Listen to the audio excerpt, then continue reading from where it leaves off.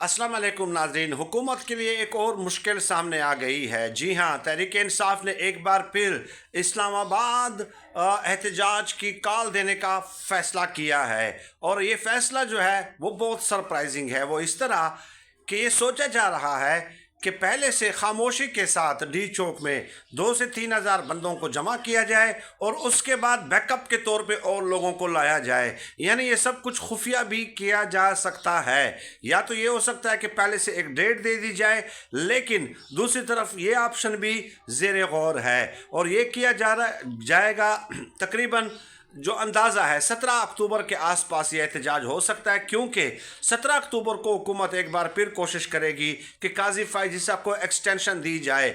14, 15, 16 तो वो SCO conference हो रही है, इसलिए PTI भी खामोश रहेगी, क्योंकि PTI का मकसद ये है कि किसी न किसी तरह काजी फायज ईसा की एक्सटेंशन